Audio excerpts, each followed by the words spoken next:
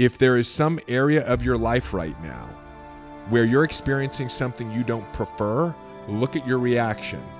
Because that reaction, whatever the thoughts are, the beliefs are that you have to this experience that you don't like in your life, those are your limiting beliefs. Those are actually the beliefs that created this experience, whether you can remember where they originated from or not. The experience is not invoking the beliefs and thoughts in you. The beliefs you've been carrying for a long, long time, your beliefs dictate your destiny. Your beliefs have created this experience. Hey, it's David. Welcome to another deep dive episode of A Changed Mind. I am your friend, your host, your mentor, your guy who's just been through some things and is passing it along. I am so grateful that you are here with me today and have this opportunity to share with you one of the most powerful distinctions I learned that allowed me to actually transform my limiting beliefs. I'm going to be getting into that with you today. And as always, what I want you to get out of today's episode is a deepening of your belief that things are going to be okay, the certainty of the goodness of the future. The reason why this episode was recorded was to be a sanctuary for your spirit and to remind you that you're moving in the right direction, right? You've been asking, you've been receiving. This is part of the answer. Because today I'm going to be demystifying the idea around limiting beliefs, right? If you're here, you're aware that your limiting beliefs are holding you back. You're probably aware that thoughts are things and your thinking is creating your reality. And you may, like I did, be experiencing a deepening of your self-awareness, but now you're sort of in this question of, okay, how do I change my beliefs? How do I change my habitual thoughts? How do I get out of these cycles of emotional habit that are creating unnecessary stress and anxiety in my life and affecting my ability to create more abundance or prosperity or to attract or have meaningful relationships or to give your body a break so that you can heal and experience deeper levels of vitality and vibrancy or health.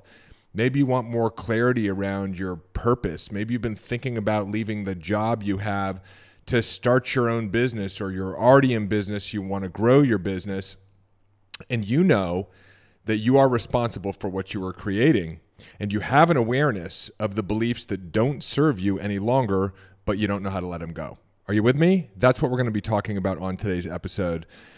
And the distinction I'm going to be sharing with you, which radically transformed my life, I break down limiting beliefs into 4 different categories of resistance. I actually talk about that in episode 3 if you have not caught it yet, and it is the foundation of the 12-step technology we teach called the Whole Human Framework to achieve whole human healing. There's 4 types of limiting beliefs or resistances that we experience, and what I'm going to be sharing with you today can address about 50% of them. And I want you, this is one of those things where it's a spoiler alert. I'm going to tell you in advance. I want to let you know that this is a very simple distinction. And the truth is that transformation does not have to be that hard. I was recently speaking at a very special event for the Raymond James organization. I was able to meet the Raymond James CEO. They're a $24 billion financial advisory firm, and I was invited to present to their top 100 producers or advisors. At the end of the conversation, one of their advisors said, yeah, I've been working on my beliefs for a long, long time, but it's very difficult to change. And I said, well, that's probably not a belief you want to hold if you're looking for change.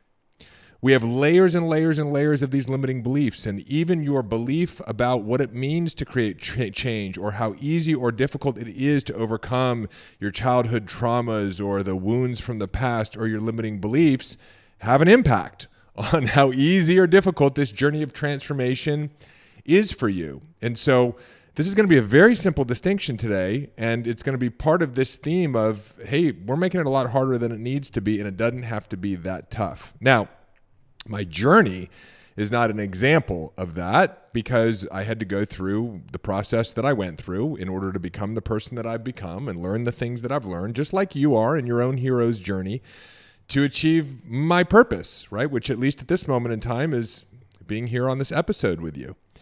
And so my journey of wanting to learn how to change my beliefs was a long journey. In fact, if you've heard some of my story from our earlier episodes, I had no awareness of personal development or self-help until I realized one day that my life had become unmanageable and that I was a drug addict, I was an alcoholic, I was a pornography addict, I was a work addict. I'm sure I had some codependency tendencies. I'm sure I was obsessive compulsive in the way that I was thinking. I was an A-type personality. And all of that came to a crashing halt, and I realized I needed help. And so I started working a 12-step program. And as I was working a 12-step program, going to 12-step meetings, working with a therapist that specialized in addiction recovery, and I started getting some sobriety under my belt, I was like, wow, this is really incredible. I lucked out because the therapist I was working with had a particular focus on neuroscience and neuroplasticity and the science of brain change. And so I began to realize if I can change these habits of addiction, man, what can't I change in terms of my habits or the way that I think or the way that I feel? And where's the limit in terms of what I can produce in my life? And so I decided one day to go to a bookstore to see if they sold any types of books on this way to improve yourself.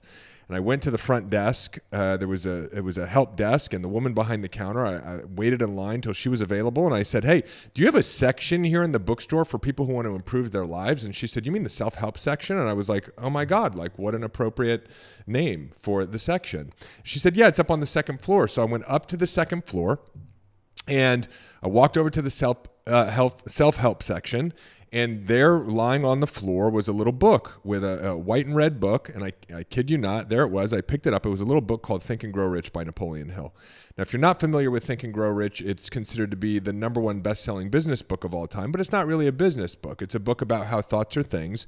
And by learning how to change your attitude, you can change your life. And that was my entry point into self-help. From there, I started reading any of the books that I could get my hands on. And then from there, I started going to the events. I did the Landmark Education Series with the Landmark Forum and the Advanced Series. I went to a couple of Tony Robbins events.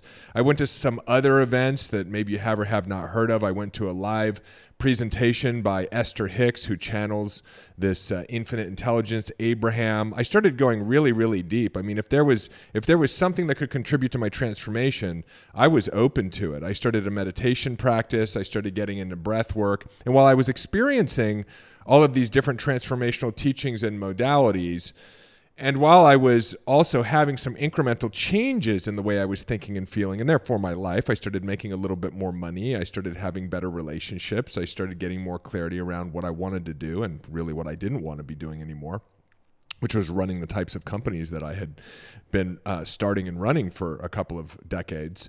I was still experiencing a lot of what I would call suffering, stress, anxiety, overwhelm. There was like a disturbance in my force. And it was almost like the more I was learning about personal development, the more I was convinced there was actually something wrong with me, because I was still fairly unhappy. Like if I added up all the time that I was either happy or not happy, there was way more time that I was spending in unhappiness, even though I kind of had a pretty good life. I was the CEO of a company that I raised $4 million for. I was able to pay my rent. I wasn't making a ton of money at that time because I was paying myself a salary. I had friends. I was in recovery. I felt a little bit more spiritually connected, but I was still more unhappy than happy. And I don't know if you can relate. So I started going deeper in my journey. Eventually, I attracted Carol, my wife, who's also president of our organization, and I drug her to India. We went to study at an ashram that I had heard about there. It was like a 5-star ashram. It's not like I was sleeping on the floor. We stayed there for a week. We ended up staying there for 3 weeks. And I started engaging in other types of healing modalities. I ended up studying things like quantum theory and consciousness theory and field theory. I was getting into astrology and numerology and sacred geometry.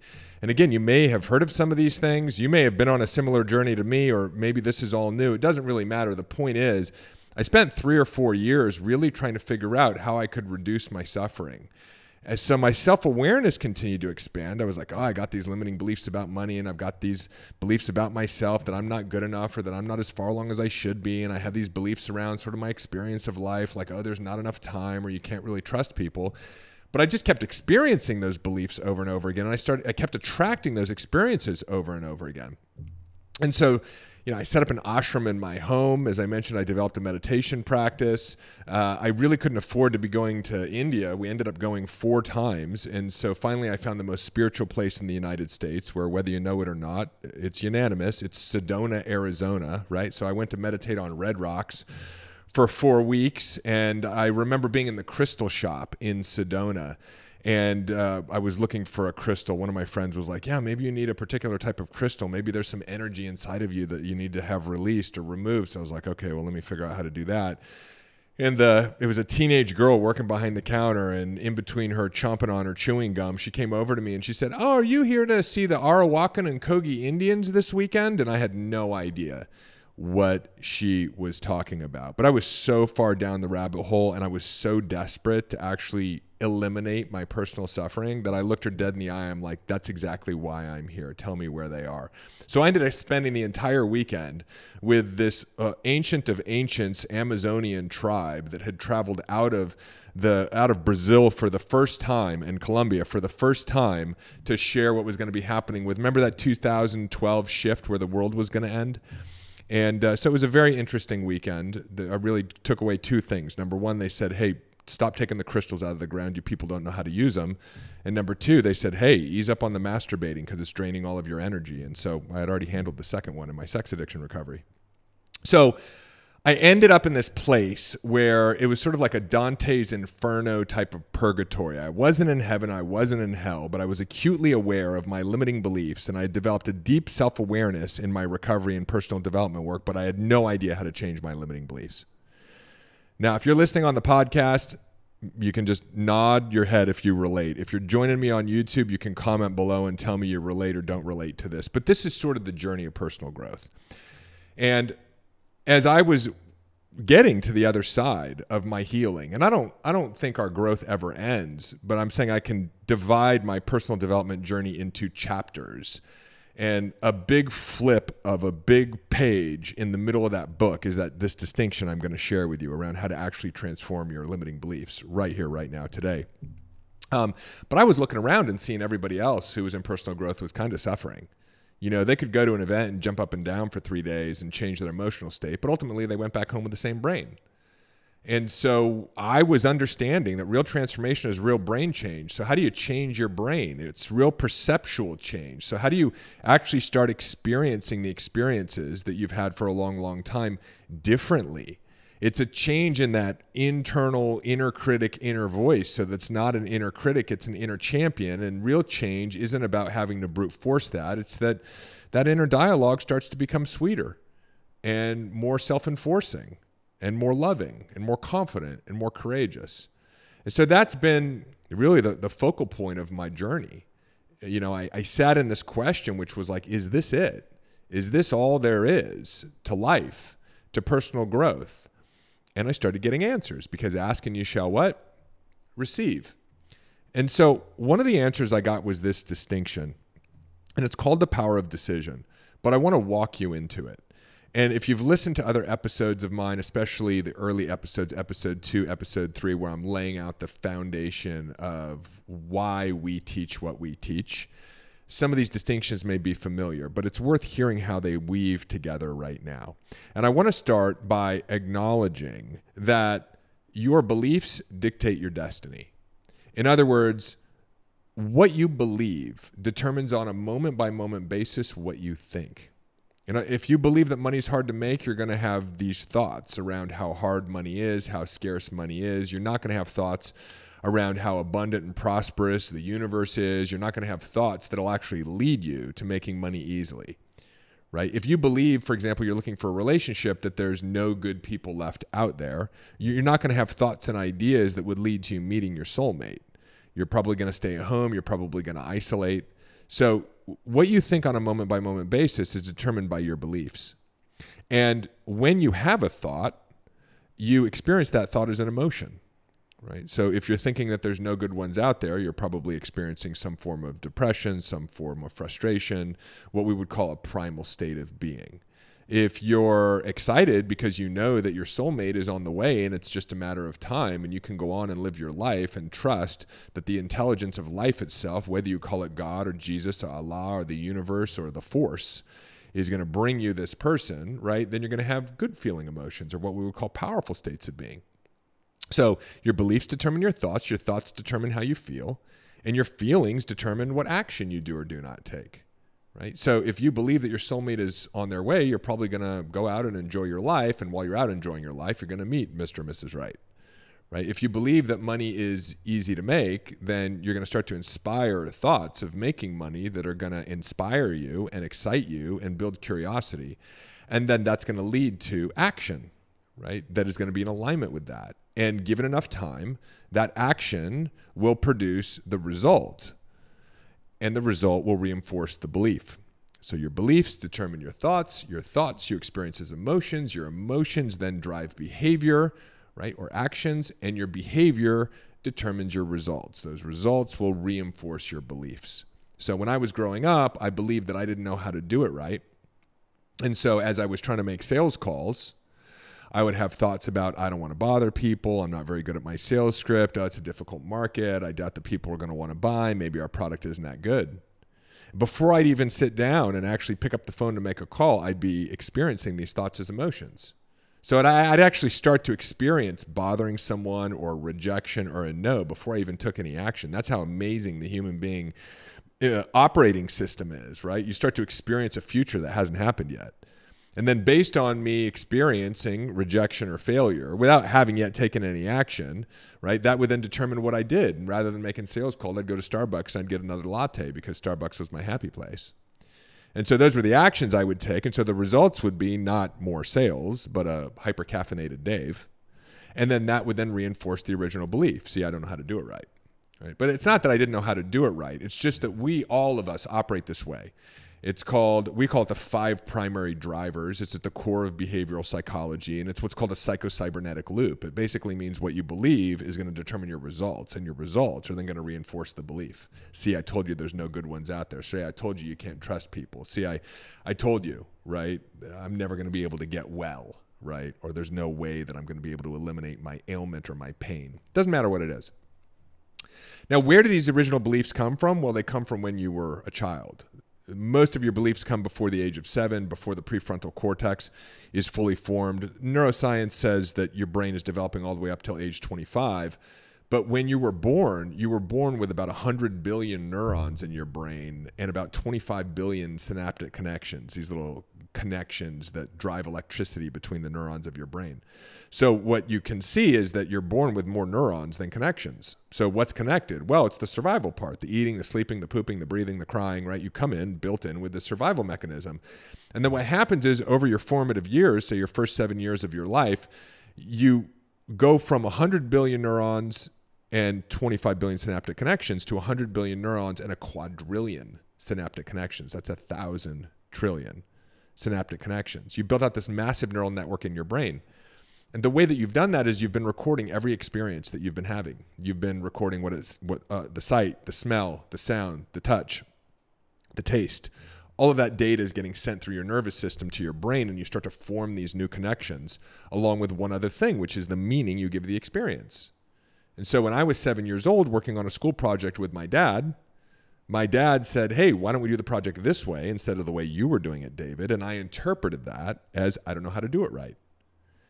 And so what happens is now all of a sudden you begin to shape the lens through which you perceive reality. So you start to notice all the times where you think you're not doing it right, and you ignore all of the times that you're actually doing it just fine. And this begins to build momentum. We can actually see that the neurons that represent, for in this case, the belief that I don't know how to do it right, and the synaptic connections, they develop deeper myelin. They start to become more electrically charged. And so you start to find evidence for this idea that there's not enough time, or money's hard to make, or you're not good enough everywhere. It starts to overcompensate. And that's why so many people in their late 30s, 40s, 50s have sort of this midlife crisis or stress breakdown.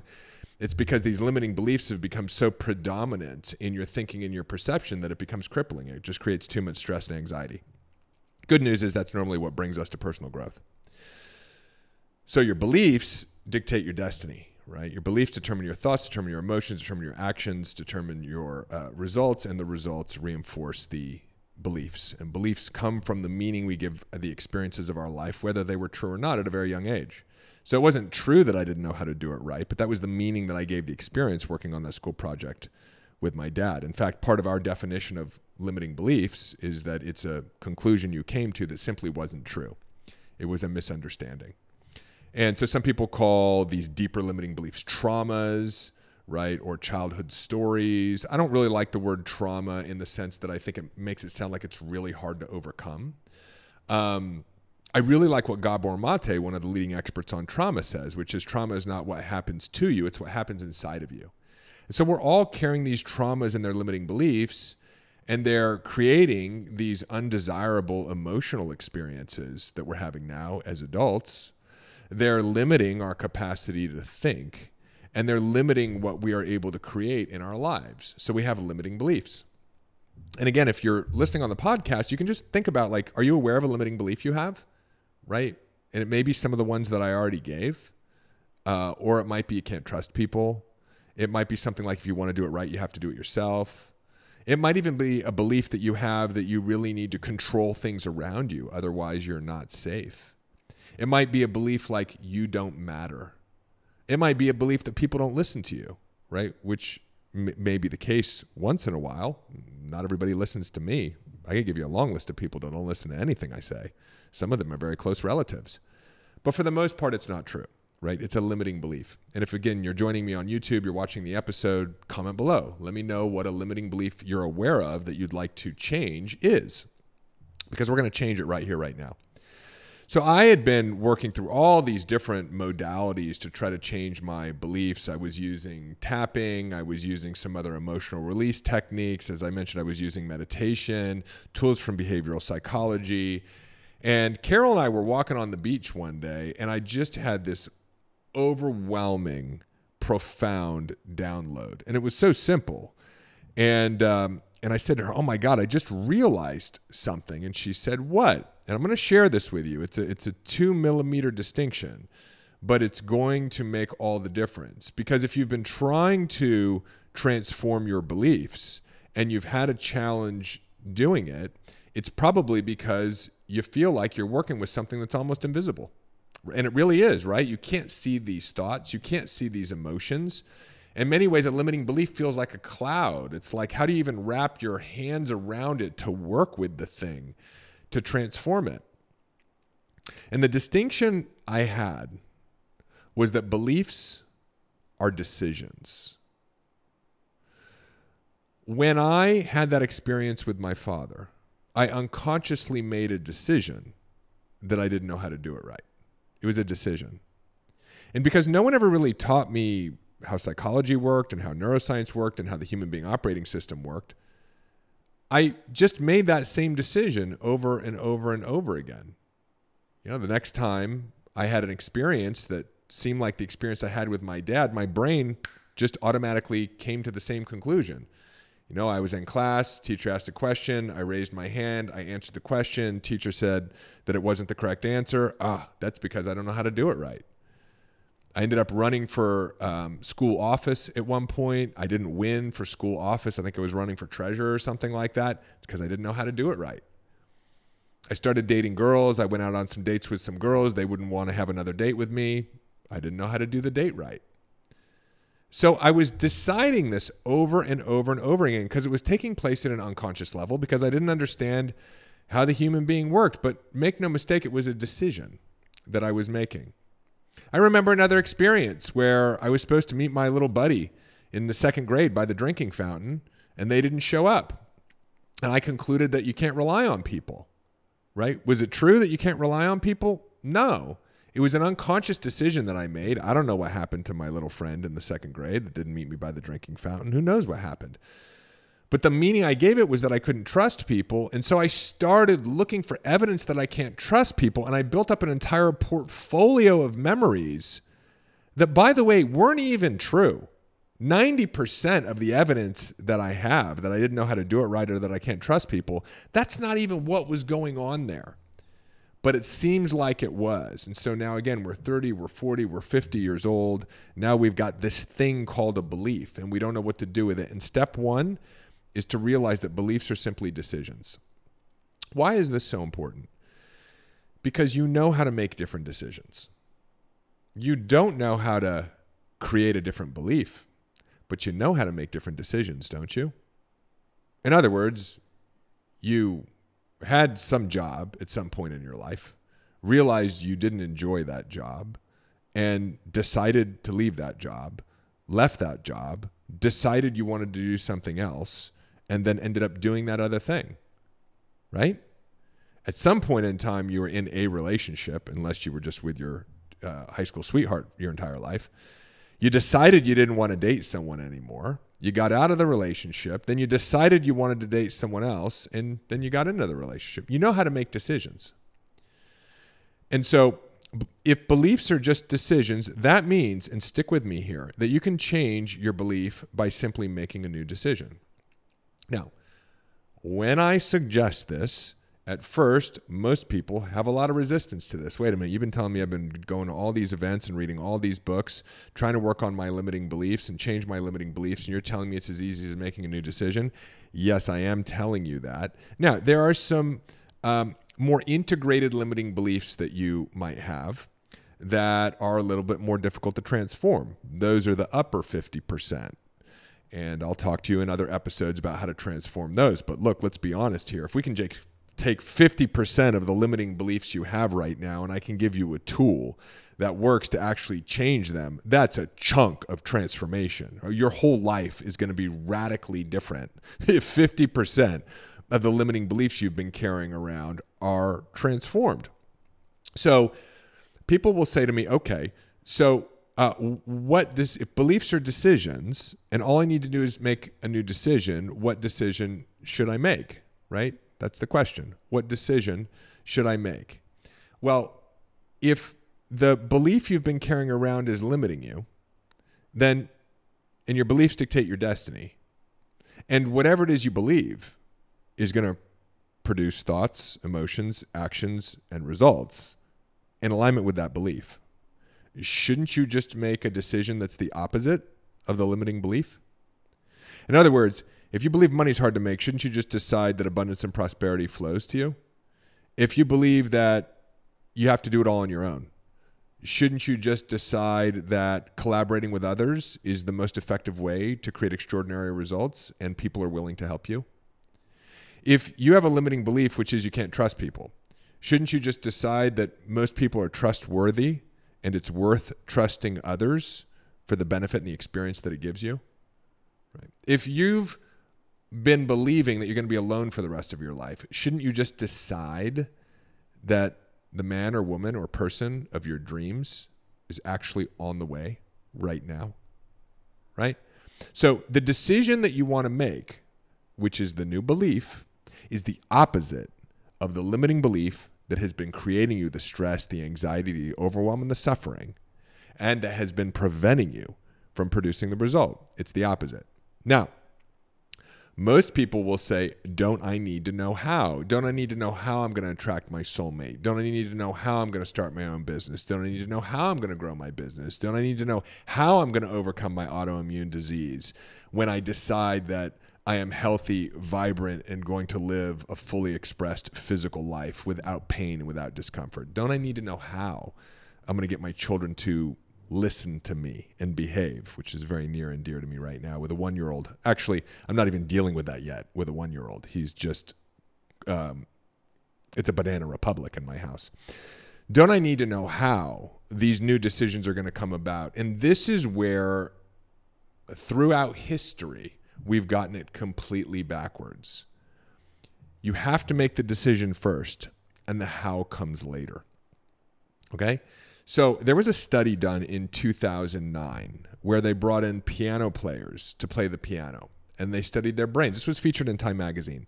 They studied their brains as they played the piano, and they identified which parts of their brain lit up. Then they had the pianists come back in and imagine playing the piano, and the same parts of their brain lit up. And so what this showed us, and there have been plenty of studies since then, is that your brain does not know the difference between imagination and reality.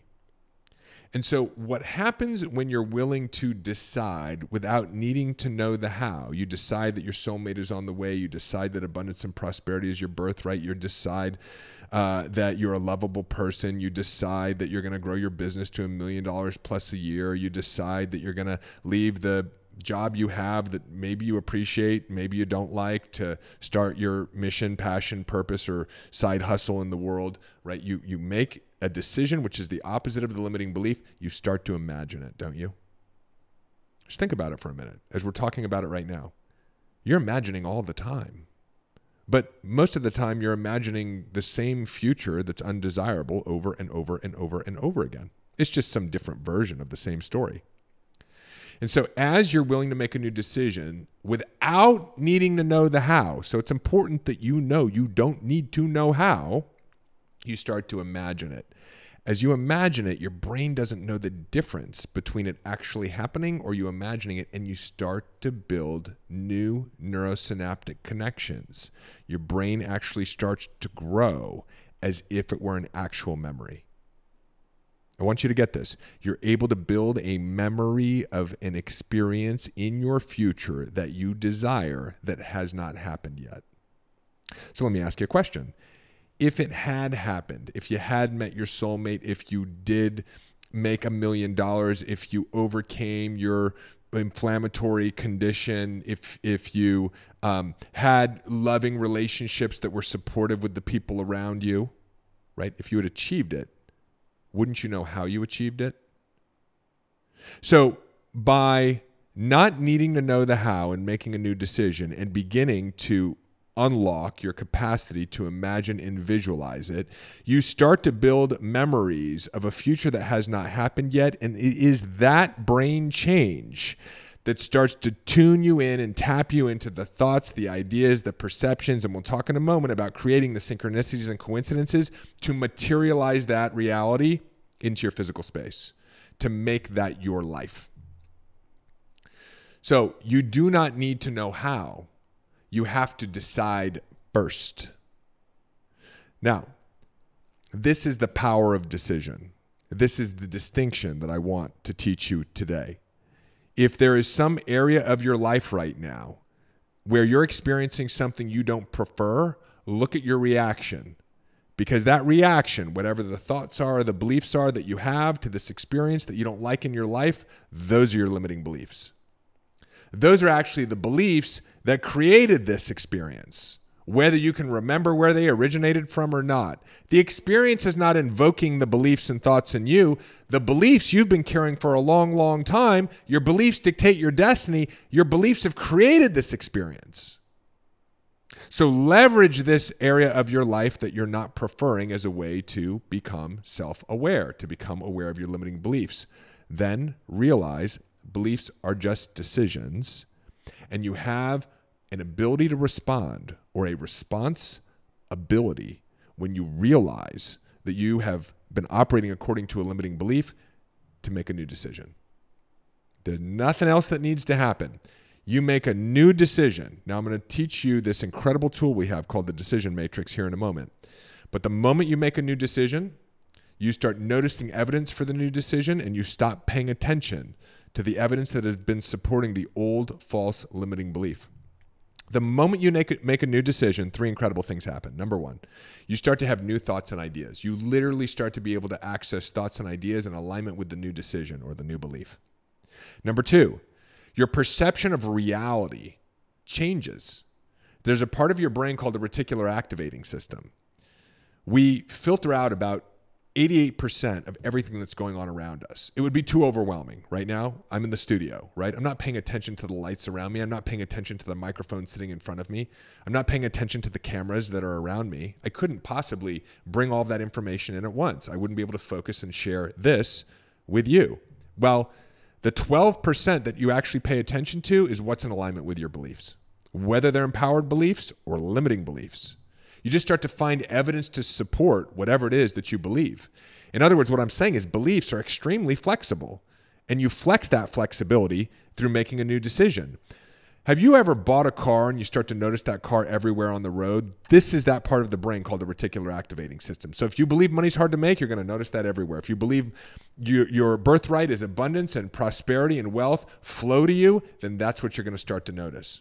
And you say, yeah, Dave, but that hasn't been my experience so far. I'm going to say, yeah, but that's because you've been believing the limiting belief. So you have to be willing to make a new decision. Number one, new thoughts and ideas. Number two, it starts to change your perception. And number three, your beliefs inform your unconscious mind. And so all of the things that seem like synchronicities or coincidences, they're actually micro decisions that you make on a daily basis that add up into this thing called timing. The people you randomly run into at the grocery store or at a conference, the ad that you actually see in your news feed that you click on just at that moment. All of these things are highly architected experiences that are based on unconscious micro decisions that are taking place in order for you to experience that which you believe. Now, there's a deeper understanding of this that I teach in episode 2 and episode 3. If you haven't listened to them, I recommend after this episode you go back and listen to those because they're foundational. But the truth is that the reason why as a business owner you keep running into people who are very excited about working with you but don't have the money to do it is because you keep unconsciously selecting the seat at the networking events that you go to sit right down next to the person who's going to be that for you, right? If you are trying to find a partner and you keep dating the same person over and over again, all of those little micro decisions that led up to how you met that person, including which direction you swipe on an app you use, is going to lead you to the fulfillment of the belief that started the whole process, right? So the power of decision, you make a new decision, different thoughts and ideas, different perceptions and awareness of reality, and different synchronicities, coincidences, and timing in your life. And so one of the tools that we teach that's part of our whole human framework, 12-step transformational program is called the decision matrix. And the decision matrix is really, really simple. And you can come back to this episode and listen to it if you need to. You can go to our website and check out all the resources that we have. Enroll in one of our programs if you want a deeper level of support. Real simple. It's 3 columns on a piece of paper. In the first column, you write out your limiting belief. How do you find your limiting beliefs? Well, you take a look at the thinking in relationship to the experiences that you're having in your life right now that you don't like. So you write down the limiting belief, right? I can't find any good help. Life is unfair. Things don't work out for me. I'm not as far along as I should be. Bad things happen to good people. Whatever it is. Middle column, new empowered decision, right? First column, limiting belief. Middle column, new empowered decision. Dave, what decision do I make? Some form of the opposite of that limiting belief. Now, there's an elegance to this. There's a mastery to it as you start to use the decision matrix, but you could just go with the opposite for now, right? Not enough time. Plenty of time to accomplish the things that I need to get done, and I can leave the rest until tomorrow, right? Can't trust anybody, can trust most people. Most people are good to me. Column number 3, what evidence do you have for the new empowered decision? See, remember that part of the brain, the reticular activating system? Well, it's been filtering out all of the evidence that supports the new decision, but it's there. Sometimes when you're looking to grow your abundance and you want to believe that you can attract prosperity, you got to count the dollar that you found on the street, right? You got to count the fact that you've got your electric bill on, right? There are billions of people on the planet that don't. And if you're willing to sit in this inquiry of what evidence do I have for the fact that my new decision is true, and I'm talking about sit until you can list out 10, 15, 20 things. It'll start out slow, but what happens is you start to access parts of your brain that have been dormant for a while that hold the memories that support this new decision because they're there. And before you know it, you've got a whole list of evidence, and you look back at the old limiting belief and you go, man, that was never true in the first place. Never true in the first place. That's the decision matrix. Again, as much as I can give you in this format, right, of a 45-minute podcast episode, but here are the big takeaways. Your future, no matter where you are in your life right now, can be supremely bright. And the way that you are going to get there is through a changed mind. You are 100% responsible for what you're creating in your life and what you've created up until now. And anything that you don't like, you've created out of a limiting belief. And the way for you to identify that limiting belief is to just think about that experience or observe that experience in your life and notice your thinking. You're going to find the limiting belief. Next step, beliefs or decisions, right? Beliefs are decisions. You've decided that limiting belief and you can decide something different. What do you do when you've identified a limiting belief? You have a responsibility to make a new decision. What decision do you make? The opposite of the limiting belief. When you do, you activate the power of decision. Your thoughts change, ideas change, your perception changes, and life starts to show up differently to you because you're programming your unconscious mind for different instructions. Really simple process, the decision matrix. Column 1, limiting belief. Column 2, new empowered decision. Column 3, the evidence you have for the new decision. You commit to this process, this will clean up 50% of the misunderstanding that's taking place in your mind right now, which will transform 50% of your life. If you love this episode, if it was valuable, do me a favor. If you're listening on a podcast, leave me a review, leave me a comment. I leave all of them. Leave me a comment on YouTube, subscribe, whatever it is. Let's stay in this conversation because we're going to go so much deeper. But this is a great starting point. Finally demystifying what beliefs are, limiting beliefs are, and how you actually transform them. I love you so much. Love yourself. Do something good for yourself today. Maybe it's listening to another episode. I'll see you in the next episode. Hey, it's David. Hop on over to davidbear.com. Click right here. There's also a link in the show notes and sign up for our newsletter. You'll get immediate access to my free Mind Hack ebook, as well as a couple of trainings to help you master the inner game. This is a great way to stay informed and be a part of our community and be notified of special announcements. Click below, head on over to the website, get subscribed. If you loved this video, make sure you check out this one or this one, and I will see you in the next video.